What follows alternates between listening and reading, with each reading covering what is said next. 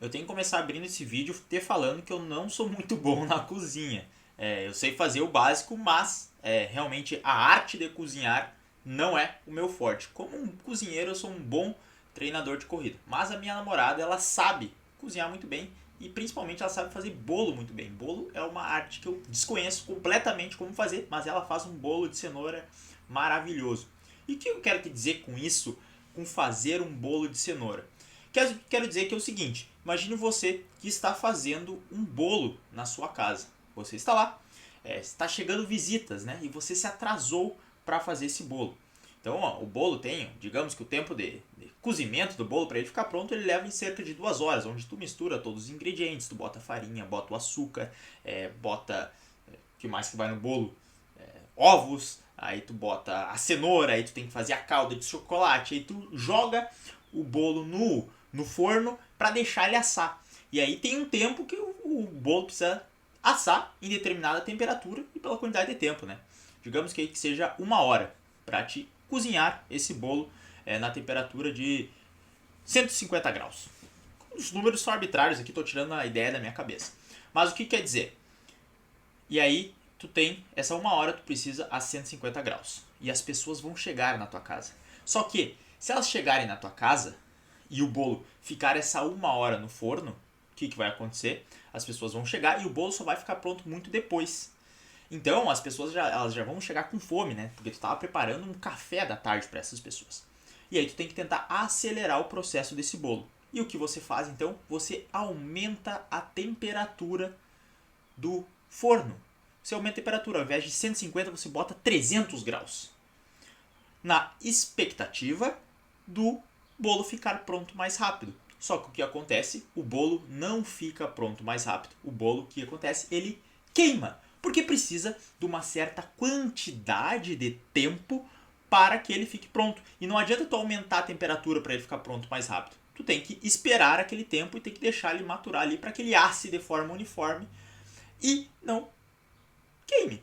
E a mesma coisa acontece na corrida. Isso é algo que eu vejo muitas pessoas querendo fazer. As pessoas elas pulam etapas da preparação. Digamos que ela vai correr 21 quilômetros. Para correr um bom 21 quilômetros, a pessoa já precisa ter corrido algumas provas de 10 km, precisa correr principalmente 10 km de maneira confortável, por uma certa quantidade de tempo. Algumas pessoas precisam de mais tempo, algumas pessoas de menos, mas em torno de 9 a 10 meses que a pessoa já está treinando, ela consegue correr um 10 km de forma confortável, aí sim ela vai se arriscar numa meia maratona, ela vai se preparar para uma meia maratona. E aí, eu sempre gosto de trabalhar com 12 semanas de preparação para uma meia maratona. Porque é um tempo hábil, onde a gente consegue subir o volume de forma gradual. Nessas 12 semanas eu sei que é um tempo bom, então as 12 semanas e depois ela faz a meia maratona. Só que o que acontece com muitas pessoas? Elas pegam, treinam durante 3 meses e é aquele treino sem muita consistência, sem cuidar fortalecimento, sem cuidar volume, e elas já querem partir para uma meia maratona. E elas querem fazer a meia maratona no próximo mês. Então a pessoa tem 4 meses de treino e ela quer correr já uma meia maratona. O que acontece isso é o mesmo caso do bolo. Se a gente acelerar o processo, o bolo não vai ficar pronto mais rápido, tu vai queimar. E na corrida, o queimar equivale a se lesionar ou se frustrar com o resultado. Porque mesmo durante a corrida, a gente precisa ter um tempo, a gente precisa ter volume de treinamento. E esse volume de treinamento não é só a quantidade de quilômetros, mas sim a quantidade de tempo, o volume ao longo do tempo que a gente está fazendo. Então, uma pessoa que treina há 10 meses, 1 ano, treina suas 3 vezes na semana. Nem precisa ser muito volume, às vezes 30, 40 minutos nessas 3 vezes, mas ela está ali todo dia consistentemente treinando. Ela vai estar melhorando a sua capacidade respiratória, a capacidade dos seus músculos a resistirem por mais tempo na corrida. Ela está treinando em diferentes condições, então ela entende como é que seus pensamentos funcionam durante a corrida, ela entende como é que seu corpo reage quando está calor, quando está frio. Isso vai dando experiência para ela, vai condicionando o corpo dela. Seus músculos se acostumam com o movimento da corrida e aceitam melhor esse estresse, na verdade é o estresse benéfico, né, que a corrida tem. As suas articulações não se sobrecarregam por tu tentar fazer muito volume em pouco tempo. Ali ela vai fazendo seu fortalecimento 1, 2 vezes na semana, então vai condicionando o corpo. Ela deixou o corpo ou o nosso bolo assar de uma maneira gradual e preparou ele para isso. Então muitas vezes essas receitas de tentar alcançar algo muito rápido, de conseguir aquele resultado em pouquíssimo tempo, não funciona. Porque o corpo ele precisa dessa temperatura, tu precisa cozinhar ele, tu precisa deixar ele ter o tempo dele. Então, as pessoas às vezes passam 2, 3 meses sem treinar, nada de corrida, e aí elas querem correr uma meia maratona, porque surgiu aquela prova.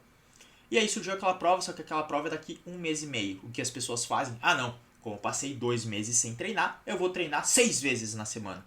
Só que existe uma diferença muito grande entre tu passar 3 meses treinando 3 vezes na semana de forma consistente ou tu treinar durante 1 mês e meio 6 vezes na semana. Embora a quantidade de tempo total de treinos totais seja o mesmo, a forma como esses treinos vão impactar no seu corpo é completamente diferente. Isso porque as coisas não são lineares. Na vida as coisas não são lineares. Embora tu coma exatamente a mesma coisa, tu fazer 3 refeições ao dia ou tu fazer 6 refeições ao dia tem um impacto diferente na forma como teu corpo metaboliza isso, na forma como os teus hormônios reagem. A mesma coisa se você der um salto.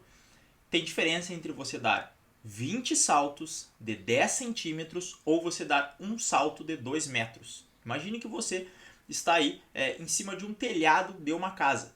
Então você pega e pula do telhado da casa para o chão, 2 metros de altura. Tem um impacto diferente do que se você pular 10 degraus de 20 centímetros ou ainda 20 degraus de 10 centímetros. É completamente diferente. Assim como se a profundidade média de um rio é 1,5 metro, ele pode ter 50 centímetros na base, né? Perto ali, começa com 10, 20, vai afundando. No meio dele ele pode ter 3,5 metros e depois ele afunila de novo. Então ele forma um vale. Não quer dizer que tu consiga atravessar o rio andando, porque vai ter um trecho que é mais fundo e o outro trecho vai ser mais raso, embora a profundidade média desse rio seja 1,5 metro. E você pensa, não, mas eu tenho mais de 1,5 metro, então eu consigo atravessar ele nadando. Não é a mesma coisa. E é isso que eu quero te passar aqui também quando a gente fala no treinamento da corrida. Você treinar 1 mês e meio, 6 treinos, tem um impacto totalmente diferente e um impacto muito mais excessivo do que você treinar durante 3 meses, 3 vezes na semana. Embora, como eu já falei, mais uma vez, a quantidade de treinos totais seja a mesma. Então, o que eu quero te ensinar aqui nesse vídeo é que não adianta querer acelerar o processo na tentativa de fazer um bolo mais rápido, da gente acelerar esse processo. A gente não faz o bolo mais rápido, a gente queima. E assim, muitas vezes acontece na corrida, na ânsia, na vontade de querer apressar as coisas, a gente pode acabar pulando determinadas etapas que é preciso e acabarmos nos lesionando e nos frustrando.